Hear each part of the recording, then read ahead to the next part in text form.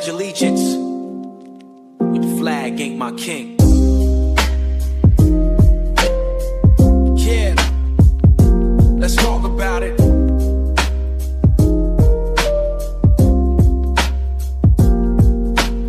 Street corner sermon, breathing out these truth vapors.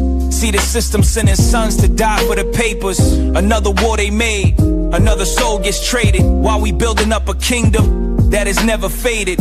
They draw the party lines, wanna know which shot I'm taking. But the cross on my back is the only statement I'm making. Love your enemy, that's a revolutionary order. Wash the feet of the one who stands across the border. They got their thrones and the crowns, their empires of sand.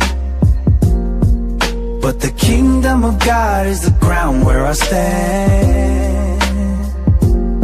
So when they beat the war drums and they ask for my hand, I say no king but Christ in this promised land.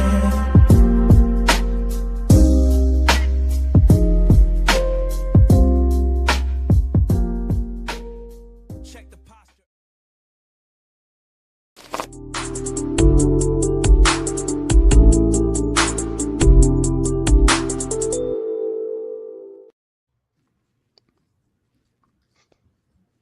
Well, we are live here tonight in the green room, and I'm kind of hosting tonight, but also kind of not hosting tonight. I was expecting to host, Jacob, actually. Yes. Did we get our wires crossed? Well, I'm not hosting, but you didn't start talking, so I thought maybe you got stage fright. I was making sure that I'll be honest, I was over in another tab making sure that the Substack was running, and it was. So I am just running tech support tonight, and I reluctantly am giving the reign over back to Doug to host a green room for the first time since the last time you hosted it. which was probably last year at least. Yeah. No. Welcome to the LCI Green Room. I'm Doug Stuart. I'm going to be hosting for real tonight and give Jacob a break so he gets to sit in the guest seat. And I do thank you, Jacob, for getting the tech going, because I didn't do it quite right at the first when we started. So basically, we are here to talk about the next edition of Faith Seeking Freedom. I'm going to hold up both copies. I actually ended up with one actual copy in the mail, which is this one, and hopefully it'll show. Okay, there you go. It's kind of like shining with my light there. The other 100 of them copies are still like delayed or something. But here you go. You can see both copies of this book. The original copy, if I can focus, here it is. The original copy is only 102 questions, and the new copy is 230 questions. So we have a lot of questions that have been added to this book because we had lots of questions since the original book, which was in 2020. So in order to do that, though, we needed more writers. And those two writers are here with me tonight. And I hope you get to know them a little bit. Many of you probably already know some of them.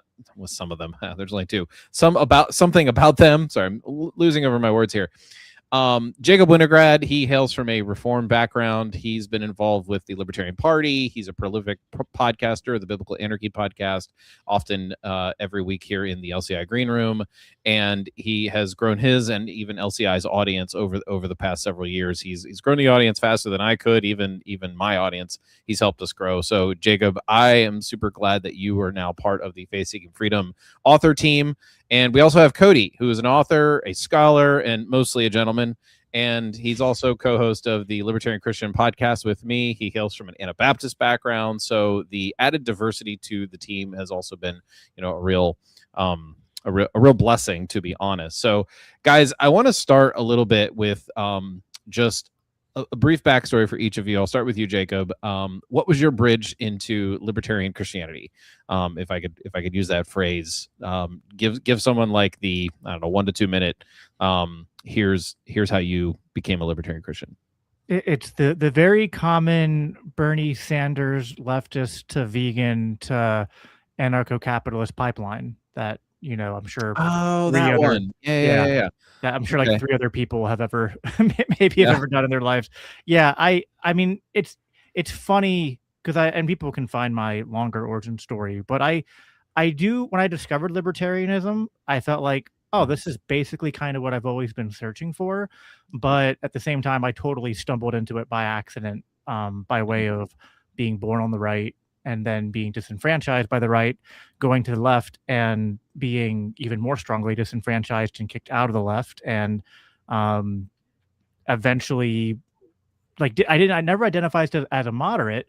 I identified as like an anti-war, and I thought I was a anti-market person, but really I realized that my problems with markets were not markets, but actually just the statist corporate nonsense that distorts markets and creates all the problems that we have. So, you know, I traded in Bernie Sanders for Tom Woods and Bob Murphy. So there you go. All right, good. Cody, same question. How about you? Well, so I mean, I have a similar story in a sense, because I think, I mean, for me, kind of going through high school and everything, I was just very anti-authoritarian, but I wasn't very systematic about it. I didn't necessarily chase down, you know, what it meant to be consistent about that. So I would swing a little bit between kind of far left and sort of libertarian, but maybe, I don't know if I really fully understood what it meant to be libertarian. But you know, when I was in high school, I made all these kind of like conspiracy theory and anti-war documentary movies, and I even had one featured on Infowars.com, which is one of my claims to infamy. But I think for me it was just about kind of working through some of the objections I had to libertarianism once I fully understood what it was.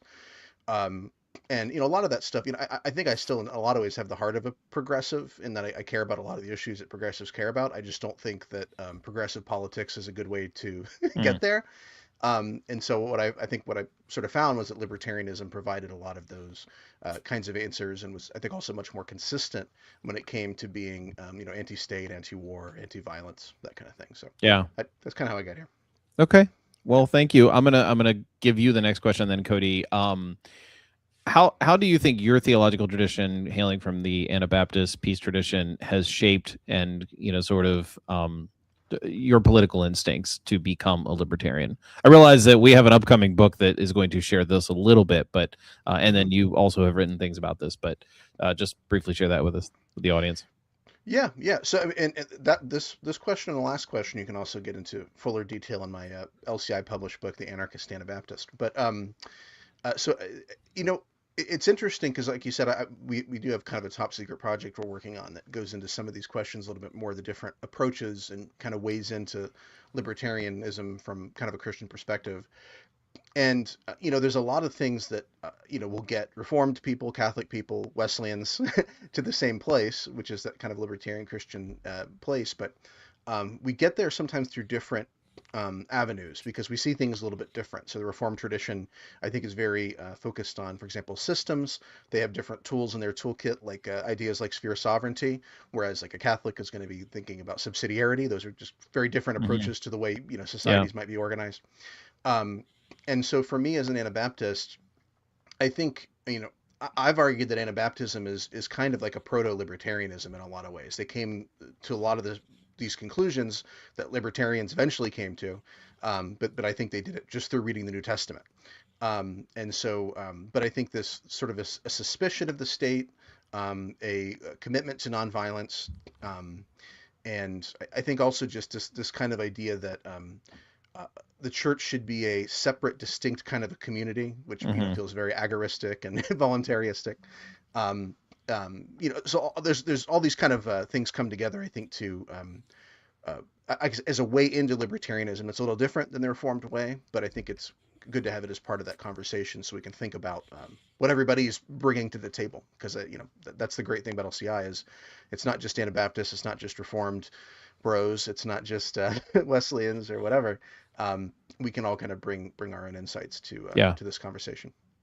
Jacob, how about you? How does your theological tradition fit in with your libertarianism?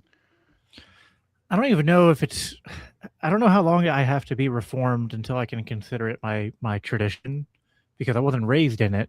But I mean, I'm being kind of pedantic there. Sure. Because I actually, it was me trying to. How about we go with your Reformed tradition? We'll just put quotes around it so that you can, you know, hedge however you need to for that. Well, so it's funny because make the real Reformed actually okay with you. No, I became Reformed, or Reformed-ish, I guess you could say, during the journey I took to reconcile libertarianism with Christianity.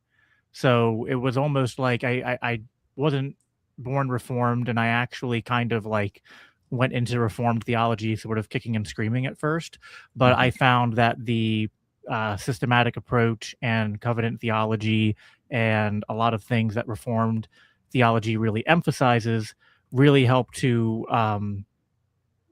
draw out these sort of overlap and synergy that exists between libertarian political thought and Christianity, especially when it comes to, as I have taken a lot of time to write in my upcoming book, since every one of our answers needs to be plugging something else, because we're trying to be Absolutely, man. as we're trying to be as meta as we can be tonight, and every answer has to reference 3 other things that might be publicly known or not be publicly known. I have a notepad here that's got my next book idea on it. It's Libertarian Christians bingo night. How many references? You can pre-order Doug's notepad idea after the show.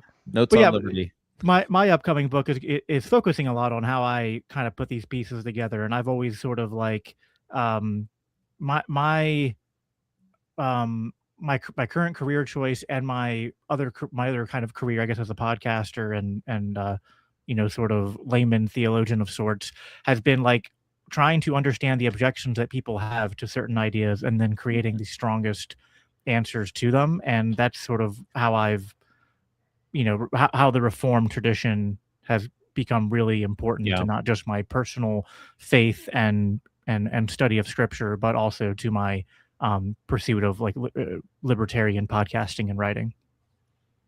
Yeah.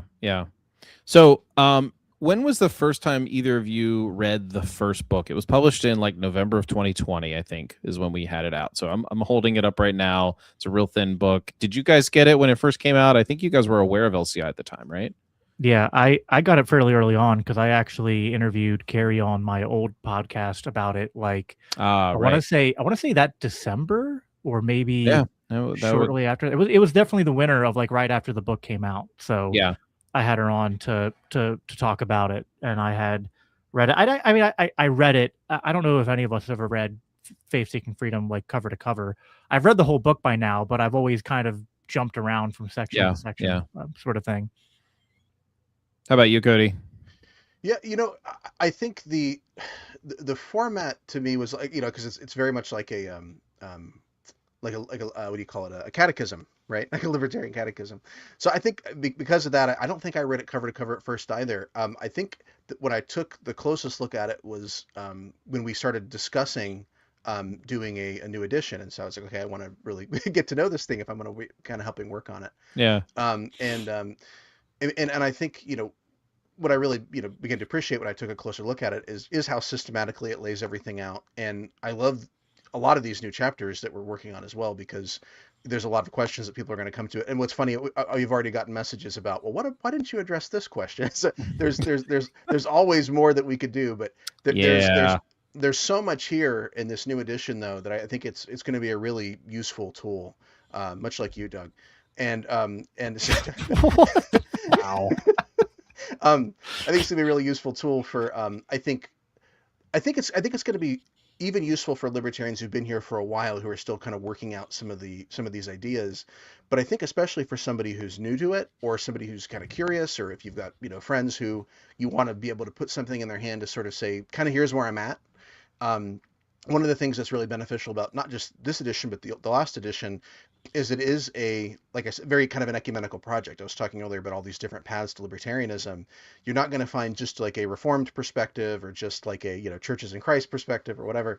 It's going to be it's something that has come together through a collaborative process. Mm-hmm. And so because of that, I think it really does reflect kind of a large cross section of what the church is. And Yeah. Jacob, since you read it earlier than Cody apparently read it a couple weeks ago.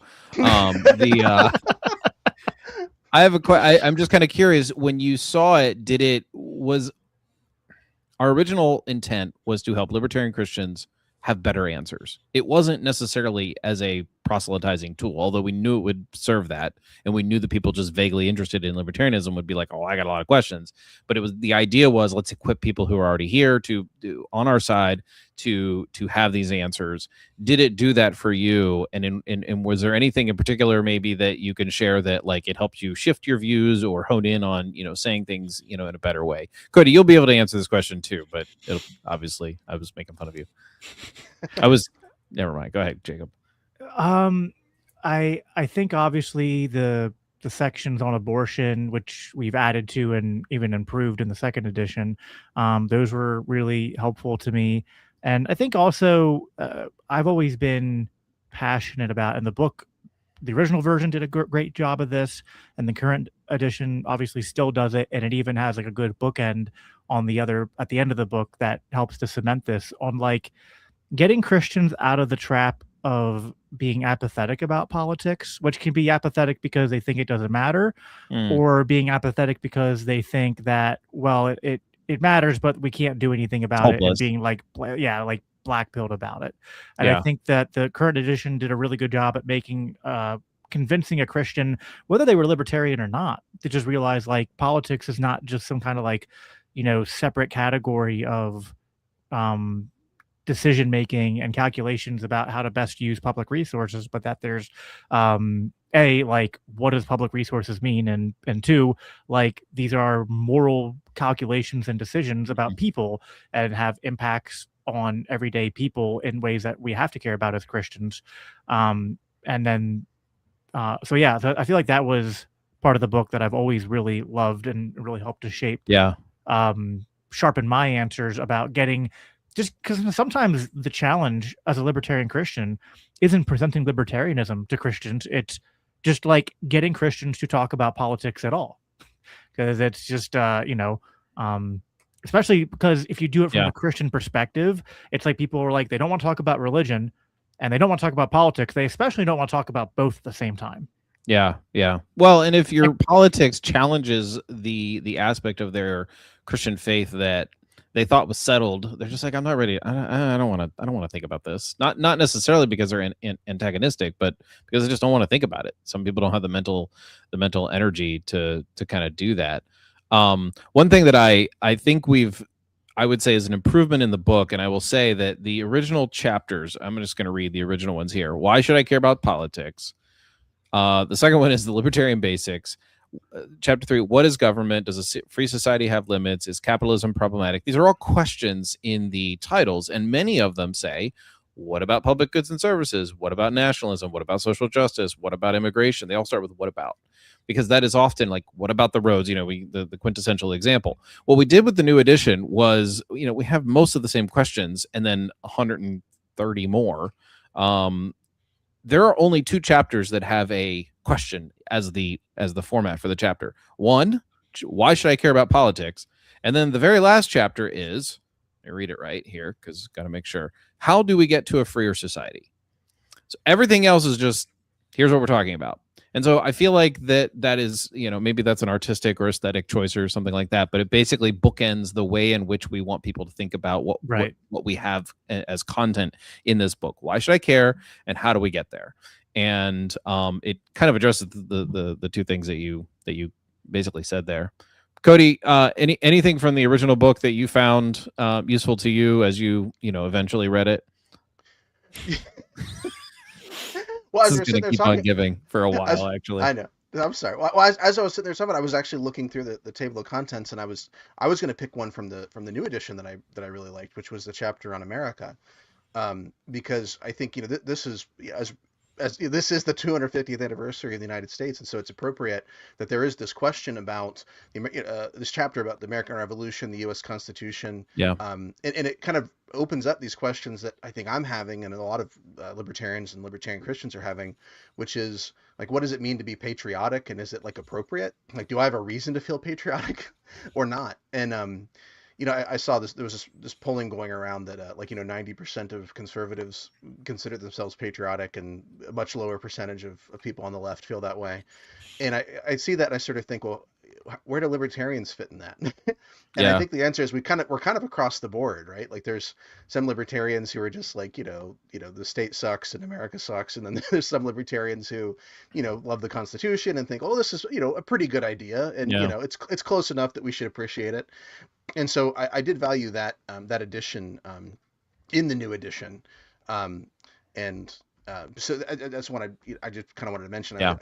You kind of changed the question to be about the old stuff. So I had a more ready answer for the new stuff. But oh, I see. Well, give me your answer for the new stuff then. That was the new chapter that I really liked. Oh, I see what you mean. I see. Yeah, I got it. Okay.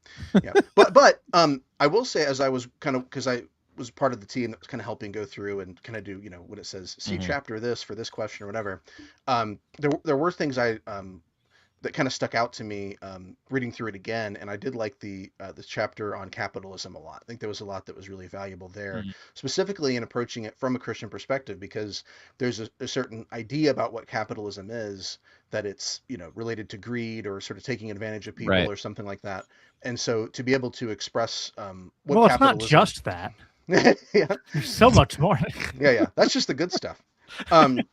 But I really loved that approach to kind of bridge that gap for the Christian who maybe has heard the word capitalism used in a very negative sense and doesn't really understand what its history is and what it's pointing to. People talk about capitalism like, it wasn't until 1776 with the publication of Adam Smith's The Wealth of Nations that people figured out they could be greedy. Right? It's like, no. Yeah, people have always been greedy. Capitalism was the idea that you don't actually have to steal. You can channel people and beat to the crap out of productive them. uses. Yeah. Right. And so I love that chapter on capitalism. I will say, and I'll just say this just because Jacob's here and I can pick on him a little bit. The change to get rid of a lot of the questions, I feel like that appeals to you because you're not Reformed. Because in Reformed, people love the idea of the catechism with the question and the answer. That's sort of like a staged sort of thing. It's like, oh, I'm going to ask this question, I'm going to get this answer. The chief end of man is to make billionaires wealthy. Is that what we have in this catechism? No. Jacob, do you have any responses? Well, Cody called you out. I mean, you can remark on the process because I actually, it's kind of my next question is like, what was it like working with this process that you were a little unfamiliar with because you weren't on the OG team, and it was a bit. I mean, we had done it 5 years ago or 6 years ago, and the addition of you two, you guys had to sort of get your bearings on like, well, how is this going to work? And there's also these original questions that I'm sure you wanted to tweak a little bit because everybody kind of did. Which we kind of little bit tweaked, but not a lot. Yeah. I mean, so like there's definitely stuff from the old book that, I mean, no one's ever going to be fully happy with it. And there was some stuff that which I think it's fine now that we have the project we've mentioned, not quite by name, but referenced to 4 times now about the 4 different views to libertarian Christianity that's coming out is going to do this anyway. I was kind of like, I think when I read the original version, I wasn't against it, but I thought it could be better. And then I revisited it during the writing process on like the question on like how we address Romans 13. And I thought that it gives the answer, which is I think the more traditional LCI answer. It leaves some things off the table that are more from, I guess, like mine and Carrie and Greg's perspective, but then that's fine, right? So there's obviously going to be things in other answers in the book where people could say that more of their view maybe isn't represented there, but you win some, you lose some. The process itself was really good for the most part. I think there's probably like 2 sections where it was difficult. One section for me because there were just opposing views that we had to, not like directly opposing, but just slightly at odds ways of like different vantage points of the same thing and wanting different points of emphasis in the immigration chapter and in there's streams of arguments, right? Like you can even somewhat get to the same place, but if you feel like your way of getting there will capture more people, you're gonna sort of lobby for that way of approaching it.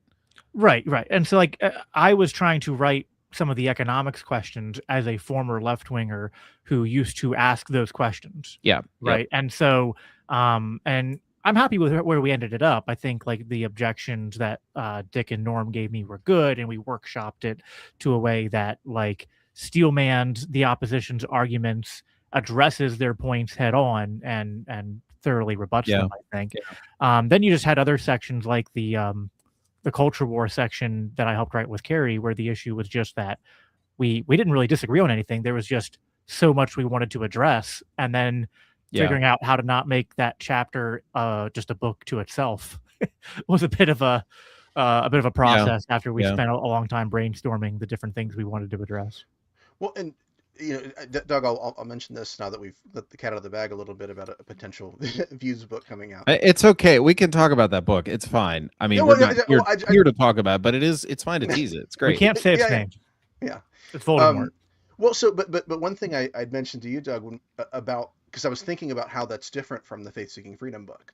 And with the Faith-Seeking Freedom book, I think what you do have is something that's kind of homogenized, because we're all coming together to say, what's an answer that we're all comfortable with, right? And like at the end of the day, there might be something I would have said a little bit differently. Like, I'm a pacifist, so there's stuff in there that I don't love, right? But because that's, self-defense and guns and things like that, which is just not my thing. But I'm comfortable with it, because at the end of the day, it represents where we are as a team. And there's things that we might do a little differently, but it's a great book. It's not something you're going to give to somebody and feel like, okay, well, but this person's Reformed, they're not going to like it, or this person's Wesleyan, they're not going to like it, right? There's something. Right. It represents, I think, that broad cross section of not only Christianity, but I think libertarianism as well. And so, there might be little things you'd say differently or whatever as a reader, but overall, you're going to find that this is a really good resource because of that process. Whereas I think with the Four Views book, it's kind of like I come in and I go, well, here's the Anabaptist approach to libertarianism. And then someone else comes in and says, well, here's the Catholic approach to libertarianism.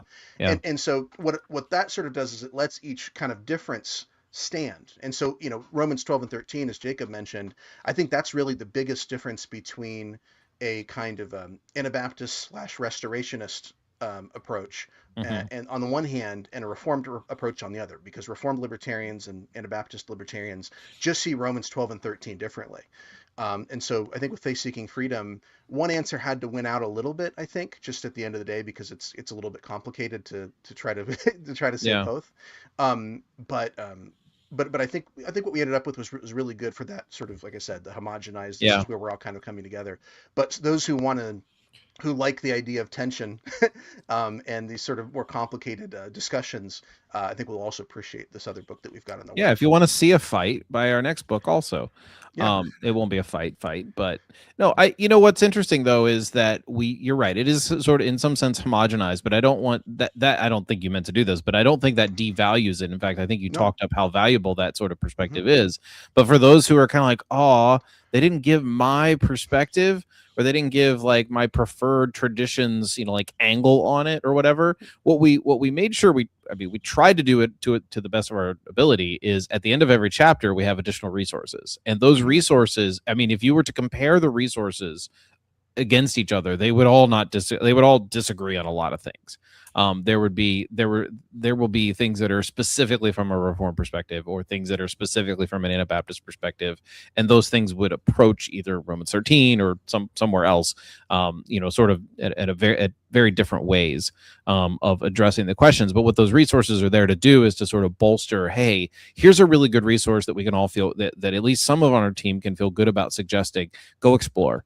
And you get to kind of choose how you want to sort of, we don't have footnotes in here, but it's kind of the follow the footnotes method, right? Like how do these footnotes kind of, chase down that rabbit hole? So, yeah. Well, and to be clear, Doug, there's a lot of value in being able to sort of come together and say, despite our differences on so many things, we all feel pretty good about this document, right? Like there's something in here that we can all sort of at the end of the day sign off on.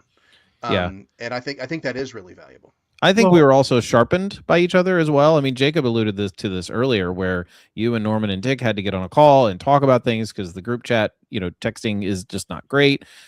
We had some questions for Carrie about how she was putting some of the arguments on abortion. And once she clarified for that with us on a call, it was like, okay, yeah, now we understand what you're saying. Can you tweak it this way to write it so that everybody else understands it that way? There was just a lot of like iron sharpening iron in that. There was obviously some contention. We argued about things. We're libertarians. This book wouldn't have been what it is without some arguments behind the scenes. And yet at the end of the day, we all came up came out with a really stellar project. Jacob, I kept talking and you were wanting to insert something there. Yeah, no, I think that yeah, that process was good. Again, we kind of already talked about it, just the different points of Yeah.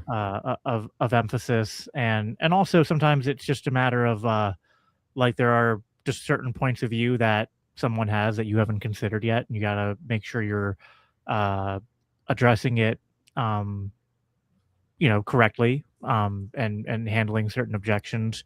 And uh, sometimes also the problem was, and I think I probably didn't do this as much as maybe Dick and others did, but trying to figure out ways to say things with a better economy of words. Yeah. 'Cause sometimes it's like you're used to saying things a certain way, but you're like, yeah, but I can't say that in 200 words. The way I want to say it takes 500. So you have to like Yeah. and that was the problem with some of my questions. It was like I felt like if I had been asked to give the answer in 500 words, the certain trajectory I was going to go on would work. But then when I took my answers and whittled them down to 250 words, then it was like, well, now I've removed kind of some of the context for them, that Yeah. now those particular phrasings or that particular way to handling a certain question doesn't make as much sense because it's missing connective tissues and pieces that we kind of cut out to Yeah. make it slim. So then you have to figure out how to repackage it, and so it was good. There's also with any piece of writing, there's discovery on certain things. Like there's some things you think you go into a subject and you know a fair bit about it, but then when you're writing it and trying to research it and just kind of make sure what you're saying makes sense. Like especially on the I was brushing up on the American Revolution stuff, like Cody talked about, because I helped write a couple of the answers to the questions there. And like, I already knew kind of what I wanted to say. And then I'm like going back and fact checking certain things that I like believed to be true. And I was like, okay, well, it's kind of true, but also it's more nuanced. And so that's always a cool part of the process of writing any book and really writing any, even when you're scripting out a podcast, Yeah. is just going and, continually adding things to the arsenal of knowledge that you have. Yeah. This reminds me of, I think it's a Mark Twain quote, whether he said it or not. It's like, sorry, my letter is so long I didn't have time to write a shorter one. Yeah. And I think it speaks to the effort that we put to make these questions in 200 to 250 words or fewer. In pretty much every question, we fudged it a little bit because we did think that some deserved a little bit more.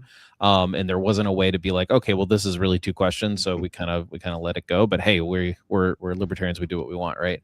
Well, what I think that means is we didn't have to lose anything that was really essential, but what we still accomplished the goal that we set out to accomplish, which was we wanted to have concise answers to these questions, because I mean, Doug, you and I both know people that, like, when you ask them a question, they send you a link to a page that's like 10 to a page where it's like 10 pages long, and like, here's the answer to your question, or a 3-hour Sunday school class. Yeah, and it's like, I'm not gonna read that. You know who you are, and so we still love you, but you know who you are. But the value of something like this is, of course you can give longer answers. There's more you can look into, and there's additional resources for that. But this is, I think, very valuable because we try to be concise and because we try to be readable, and so that you can sort of go, okay, well, this is a great starting point. I hadn't thought about this question, and this is a great answer, and I can dig into it more now because I know where to start. Yeah. Okay, guys, what chapters did you guys mostly contribute to? I mean, off the top of my head, I actually don't know, except for I think the Christian nationalism, and you guys partnered on that one. Is that right? Yes. And what else did you write? I wrote a little bit in immigration because we expanded that a little bit. The American Revolution. I helped write the 2 new wrote questions. That with you? The American Revolution. That was Dick wrote. Yeah, a lot of those too. Yeah, okay. And the and he also wrote some of the expansions to the immigration stuff. And Cody and I wrote on Christian nationalism. Carrie and I wrote in the culture war and family and education, I think is what that chapter's called. And then am I missing any there? And then in economics, I added some there. And then I also helped at the last minute add the 2 questions on gun ownership, a topic that was not in the first book, as we established in the last live stream, Doug. Yeah, we both had moments of like, wait, why didn't we cover this? And mine was the why should Christians say the Pledge of Allegiance, and yours was gun ownership. And I assumed we did, because like it was a person at my church who asked, and I was like, oh, I'm just gonna like go find the faith seeking freedom question on this and just send it to him. And then I was like, where is it? Where is it? Well, okay, in our last live stream, I was doubtful that we did, and I'm like holding it up. I'm like, isn't it in chapter? Nope, not in there. All right. Now we added it. Now Cody. I'm going to leave it unsaid, but there is another topic that was recently pointed out to us that we did not cover, and I want to, the person who pointed it out endorsed the book and loves the book and understands. But I'm going to see over the course of the next few months. We're going to be at Freedom Fest in a couple of weeks. We're going to be at Acton University next week. We're going to see if anybody else notices that we didn't cover this topic. That's we'll see. Don't mention it, Cody. This is verboten here. Yeah, I want to leave it open. We could publish a supplement in a year from now. We could. We can also, yeah. I mean, honestly, here's the irony of that whole situation is if somebody read the page before the book really starts, they'll actually know our answer on the question. Yeah. I'm just going to leave it at that. So I have no idea what we're talking about. Yeah, no, I'll tell you afterward. After I know. Well, see, that's the thing. Like it's actually anyway, we'll leave it go. All right, I'm going to ask you guys a couple other questions, and then we can wrap it up and do some promo. Tell everybody where we can buy stuff. What conversations do you think libertarian Christians should be having more of? Cody, I'll start with you. Wow. I mean, I'm tempted to say, all the things that I talk about that I feel like other people don't talk about enough. But okay, name them. I understand that's another way of wording the question, but I know it buys you time to come up with an answer. So yeah, it does a little bit. I mean, I think, I don't know if this is dissipating or not, but a couple of years ago, if you would have asked me what's the big issue in libertarianism right now, the big conflict, I would say it's not really even about an issue, right? Libertarians would argue about immigration or whatever. I think it's really about a posture toward the culture war. And it was basically kind of libertarians who sort of agreed with the right on the culture war versus libertarians who agreed with the left on the culture war. Like it was, libertarians who thought, we were kind of cosmopolitans, and even an issue like immigration, it wasn't even so much about policy. It was more just like, how do we feel about people coming here? Like, how do we feel about immigrants? And like, there's the kind of the far right answer, which is immigrants bad, and the far left answer, which is, hey, immigrants better than us. And so I think, to me, Christianity does have some, as a way of kind of cutting through some of these debates, because the culture war is really about, I think, starting with this sort of assumption about where things are going wrong based on my own preferences, my own fears, my own anxieties. Whereas I think Christianity, the Bible is able to cut through some of those fears and anxieties by saying, here's what it means to be part of God's kingdom. Here are the values that we have as Christians. And so I think that can, anyway, so those are the kinds of conversations I like to see Christians having. Is, how does the scripture teach or speak to these kind of culture war issues that, ultimately at the end of the day shouldn't have very much to do with libertarianism at all, because to me, libertarianism is kind of an anti-culture war movement, at least on the face of it. Culture war is, I don't like you and I'm going to send the government after you. And libertarianism, I think at the end of the day, is we may have our differences, but I fundamentally agree that you have the same individual rights that I have. But anyway. Jacob, how about you? What conversation should libertarian Christians be having more of? So I can piggyback and comment a little bit to what Cody said, and then also kind of add my own. I think that the culture war does really matter, and I'm not even saying. I think sometimes the people think the libertarian answer to the culture war is to like not get involved or to call a ceasefire or whatnot, and I don't know that I necessarily agree with that. I think there's certainly something to not becoming a useful idiot to the culture war, where you let the cultural issues make you into like a single issue voter of sorts, and you become just sort of completely consumed by virtue signaling to your particular side and demonizing people who aren't in your particular camp. But I don't think it means that those issues aren't important. Sometimes it just depends on the particular issue. Like, I think things like gay marriage and transgender issues and abortion, like these aren't sort of live and let live issues. They are very important issues that Christians and libertarians, like, I think there's right answers to them that we should advocate for.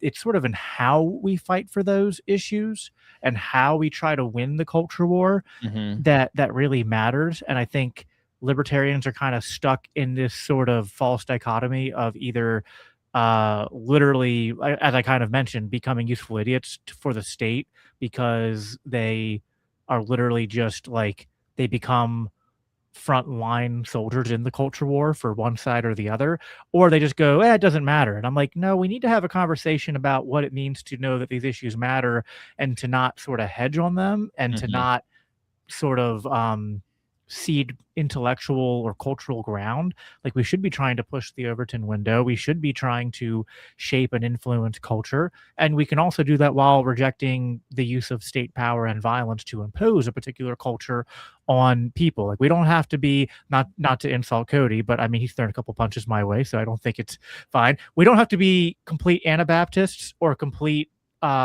Stephen Wolf Christian nationalists. Like, there can be multiple, middle grounds between complete isolationism and complete, Christian nationalist fusionism, so to speak.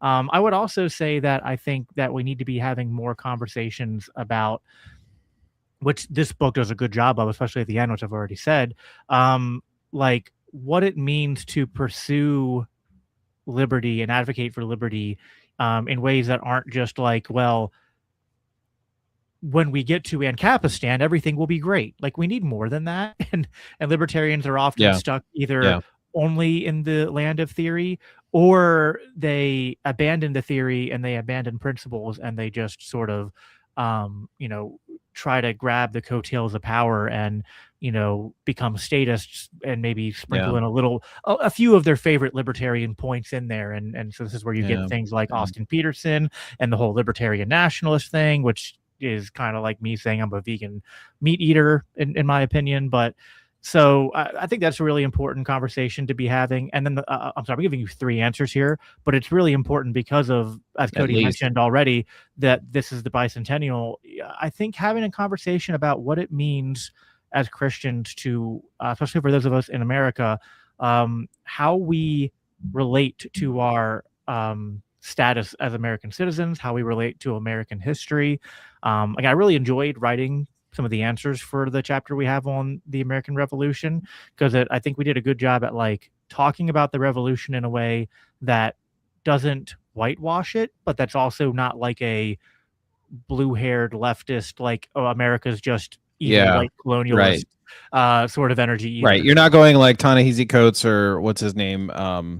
What's the guy who wrote Stand from the Beginning? Oh, Ibram X. Kendi, but you're also not like baptizing it, Exactly. like what happened. Yeah. No, I hear you. So in a couple weeks, we are going to be at Freedom Fest. We are going to be sharing copies of the book through a donation. If you give to us at Freedom Fest, we're going to have first 200 copies. That's all we're going to have. So get there soon if you're going to Freedom Fest. But you guys are going to be there, and I'm kind of curious as you think about what we're going to be doing there. We're going to be standing at the table. We're going to be meeting people. We're going to be giving books out and things like that. And what is the sort of pushback / or other type of response you are anticipating getting the most of? I'll let you go, Cody, since Jacob gave me 4 answers in the last 3 minutes. Come on. 10 minutes. I just thought of 3 more too. Oh, great. Maybe you should write a book of questions and answers. Well, I do want to mention I don't know that I fundamentally disagreed with a lot of what Jacob said about the culture war stuff, but I did, just to highlight that he and I gave different answers that were somewhat in conflict, and yet we still worked on a whole chapter together. And so it does give sort of an indication of the way that this book came together as a way of kind of smoothing out those differences and getting to the heart of what we agree on. But Yeah. so what kind of okay, so I was at Freedom Fest last year, and I had some people who were interested. I don't know that I got like a lot of kind of hardcore pushback. I mean, my expectation is there's definitely going to be kind of more old school, sort of secular, Ayn Randian atheist kind of libertarians there for sure. Some libertines. There's definitely more of a kind of a tradition, well, not tradition, well, yeah, I guess kind of like a trad core that's growing up into libertarianism. I had a conversation there with some of the folks at Reason, who the older folks who were like, they're like, it's so weird. All these young contributors we have are like, Christians and moms and like family people. And like, that was like the opposite of like what we were when we started Reason. So I don't think that Christianity struggles in the same way to find a place in libertarianism as it once did. I think abortion is still going to be one of those topics that's going to be divisive. Thankfully, Kerry Baldwin is going to be debating Michael Shermer on that very question and approaching it from a libertarian and women's rights angle. So very excited about that debate. Or it's not exactly a debate. We're not calling it a debate, but come on. No, it actually, I think it is a debate. Okay, good. There was a debate over whether or not it's a debate. So yeah. And I know. so that's where we are. I'm gonna show up selling foam fingers and stuff. Team Kerry. Yeah. I'm not a preferred pronouns guy. Hashtag I'm with her. I like it. That was good. So yeah, I mean, that's an issue that's still going to come up. I think some people, for sure, are going to have that more libertine angle. This idea that, I can kind of maybe a little bit postmodern that libertarianism is about defining myself, defining who I am for myself, whereas Christianity puts more restrictions on what it means to be a human, what it means to be an individual. I think good restrictions. So those are the kinds of conversations I could imagine having, for sure, and also maybe just some of that stuff. Wasn't Jesus a socialist kind of thing? All right, one thing you each hope people take away: they read the book, maybe not cover to cover, but okay, I don't mean it. Freedom Fest takeaway. Once they've read the book, what are you hoping reaches them the most, Jacob? Or did I let you answer the Freedom Fest question? I didn't even let you answer that, did I? I don't think you did. Oh, I'm sorry. Go ahead and answer that first. No, because I gave four answers for the last question. So. Yeah, that might be why. No, you can answer the Freedom Fest one first, and then just while you're there, just answer the question. What do you hope readers take away? Yeah, So I think to the extent that I don't know what we're walking into at Freedom Fest. I don't know if it's leaning heavy into the 250th, anniversary of America and all that, and if so, that's going to be kind of a tightrope to walk in terms of trying to not be needlessly inflammatory, but not wanting to necessarily like join in on the red, white, and blue Kool-Aid drinking at the same time. I think that I find myself in a really weird place, and I'm kind of just repeating what I said before, where I'm constantly getting into arguments with right-wingers these days and having to remind them that I'm more conservative than they are. And so to the extent to which there's a contingent of the liberty space that seems to be flirting more with imposing right-wing values and norms through state apparatuses and institutions, and kind of like trying to sort of push the idea that to advocate for liberty necessarily means that like your primary and the primary motivating force needs to be that you're anti-left. I mean, I just think we have to level up from that. Like, I feel like the left absolutely kind of had a hegemonic position in the American institutions and power and culture for like the late 2000s through the 2010s, and it kind of reached a peak, and there was a necessary kind of correction and pushback.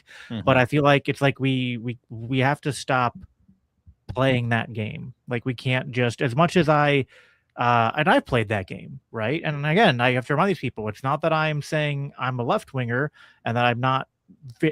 I'm very much a right winger on all these issues, and I care about them. But there's more to. I mean, I mean, this is where I think Cody and I are perfectly aligned, and this is where I think he's been probably spot on this more than me, quicker than me. Is that, you know, there's more to liberty than just owning the libs, and more to Christianity than just owning the libs. And so we kind of have to. I mean, again, don't get me wrong. We can still own the libs, but you know, we probably have to own the phony conservatives too, is what I'm saying. All right, Cody. Yeah, no, I mean, I agree. Libertarianism is about rejecting the duopoly and hating everybody. So the the types of people that I'm hoping will walk away with this book, specifically at Freedom Fest, but other folks as well.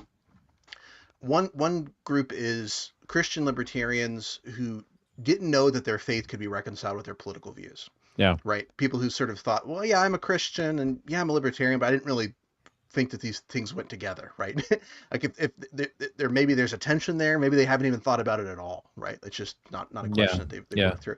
And so this will give them, I think, kind of a toolkit to begin to figure out how those two things can come together. Yeah. The other type of person is the secular libertarian who hasn't really given Christianity much thought. And that kind of person, I think, could pick up a book like Faith Seeking Freedom, and it could be like a kind of like a pre-evangelism or apologetics for them, right? Yeah. Like they kind of look at it and they go, oh, I didn't realize that Christianity had so many, you know, taught so many things that I take for granted as a libertarian. And maybe I should be taking a closer look at Christianity than I have been. So those are two types of people that I hope get it. Yeah. I will say that we've had one person comes to mind, but I know we've had a few others who have said that LCI in general and the book help them understand that they didn't have to leave their Christianity when they found something very valuable in libertarianism. And, you know, as we all know, when we have addressed this in the book, libertarianism is not a worldview. It's not a complete system of thought. It is about politics. And how does that comport with Christian faith? It can comport pretty well, but it doesn't replace Christian faith. It can't.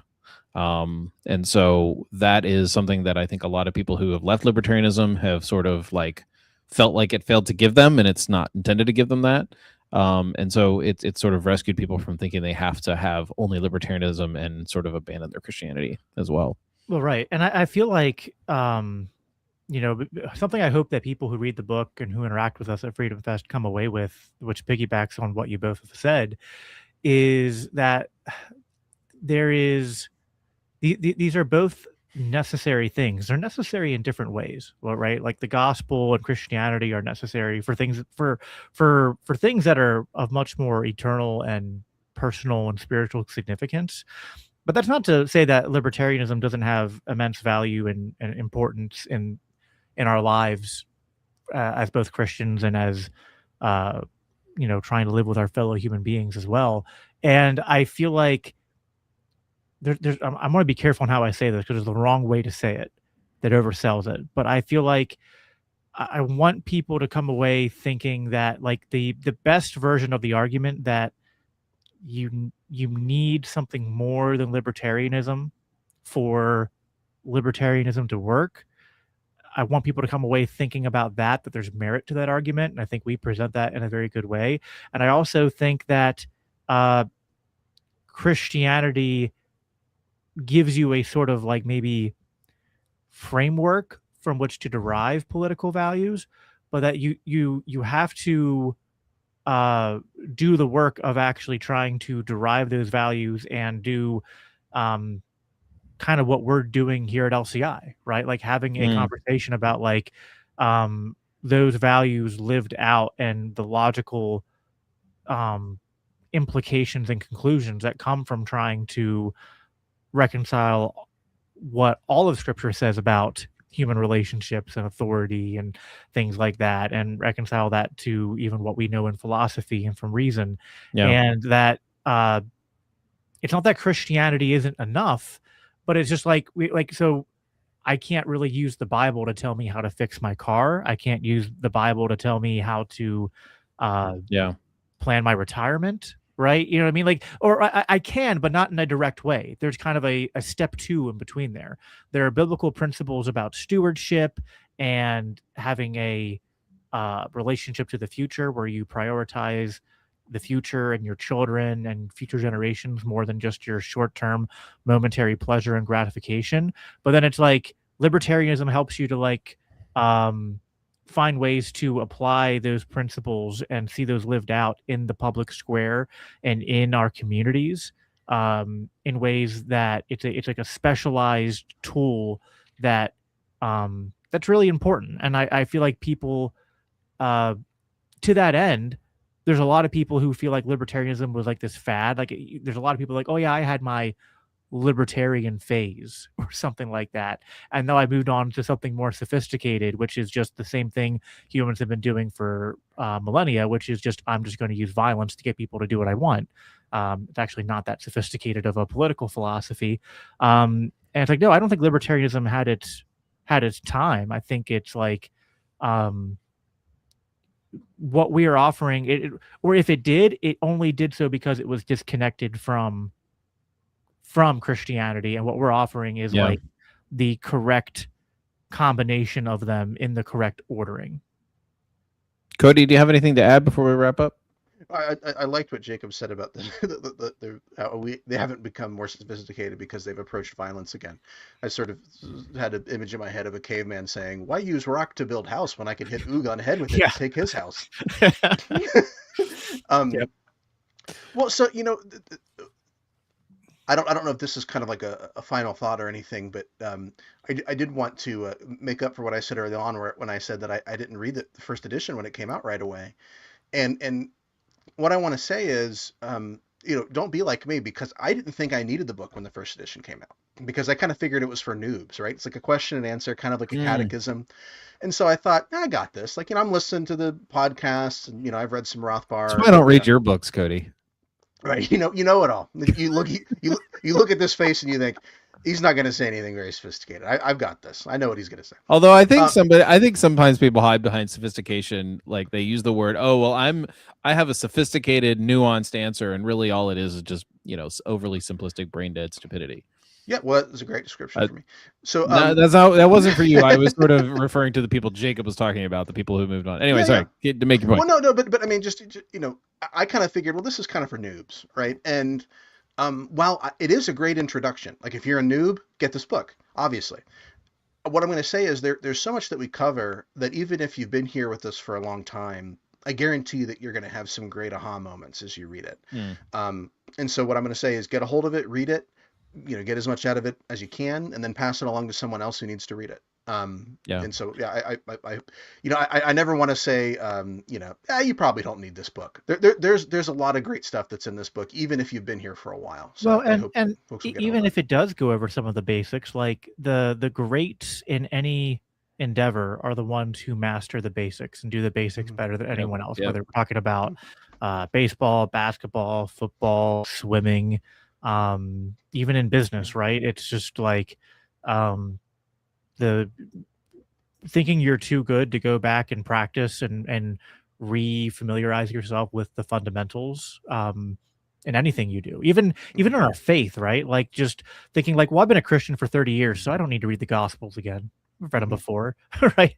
I don't need to read John 3:16 again. I don't need to read. It's like, no, I mean, you should probably keep going back and rereading those, because you might think you understand them, but like how many times, especially for like the Christians listening, it's like, how many times have you read a passage of scripture or listened to a sermon on a passage of scripture and you're just like, oh, okay, we're doing, this story again. I already know about it. And then the preacher says something, or you're in a Bible study and someone says something and you're like, oh my goodness, I never like thought about it that way. And so, we have to not, don't think you're too good for this book. Don't think you're too good. Don't be like Cody. Don't be like Cody. Yeah, I agree. That's good. That's good life advice. No. Oh, man. I like that you sound a little hostile. Don't think you're too good for this. You're not too good for this. Who do you think you are? Well, listen, No, I'm but, reformed, so I mean, if you think you're you, too good, then I mean, you know, you eat a little fire and brimstone and guilt. yeah. Um, Yeah, no, and I mean, I agree. I mean, there was a reformed musician one time who said something like, we need to hear the gospel every day. I don't think that you need, and obviously this isn't the gospel. And it's also, I mean, there's kind of the core of like the basics, but there's also so much we've added, right? So there's, I think, application to a number of issues in ways that you might not necessarily have thought about or expect. The chapter that largely Carrie, I think, did, maybe entirely. I know we had editors, but on abortion is great. I think Jacob and I were able to, even though we approach Christian nationalism from somewhat different perspectives, I think at the time maybe you still are maybe a little bit more paleo than I am, where I'm very suspicious of that kind of whole thing, where I think you sort of think like, well, yeah, they're wrong fundamentally, but maybe maybe they have some insights or something. But we were able to come together, I think, and I think have some really kind of thoughtful interaction.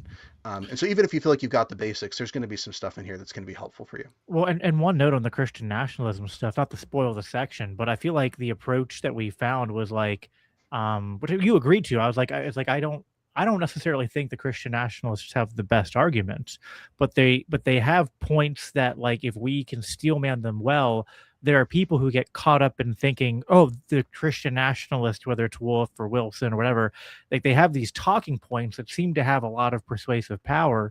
And I don't want to get those people who are kind of drawn into that too defensive from the get-go to not read through the entire chapter.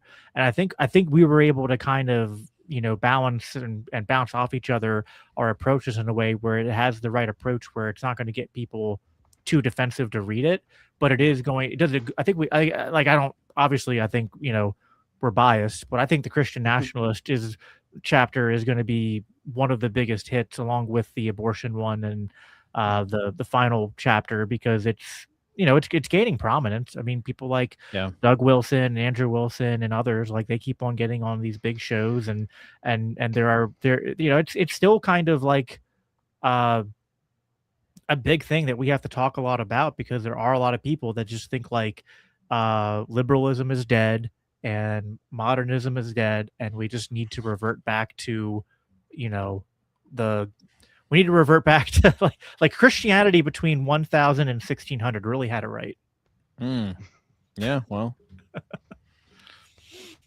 I just want to say, the people who, if that's what they think and they're post-millennialists, then why didn't Jesus come back then? I don't know. So, all right, we're going to leave it at that. So thank you guys for joining me on this live stream. And if Cody, you can interrupt my ending. If you're going to end, I will. I'm going to let you. Well, I do want to. There's a lot of interruption, guys. That's sorry. Because while we're in the promotion mode here, we got this book coming out. We're going to be at Freedom Fest in July. We'd love to see folks there. If anybody is going to Acton University next week in Grand Rapids, there's going to be, I think, 4 people from LCI there. Yep. So you, me, Alex, and Carrie. Yep. So we'd love to see if you're going to be there. And you can't buy tickets just yet, but we're working on that. There is a Christians for Liberty conference that's going to be coming to the Cincinnati area in October. And we would love to see you there as well. We're going to have more folks from LCI. We're going to have some great interaction. The 2 things about this that I love is, first of all, the great, conversations and, that kind of stuff that's going to be happening from the stage. But also, if you're like me, as a libertarian Christian, as sort of an intellectual, it can get kind of lonely. And so what I really want to see from this is people coming together who maybe don't have a lot of people to talk to about this stuff that they're passionate about, and getting together with those kinds of people, and making contacts, and trading business cards, and getting on Signal chats with each other, adding each other's Facebook friends. So that's what Jacob's going to be there for, to get more Signal chats. Yeah, there you go.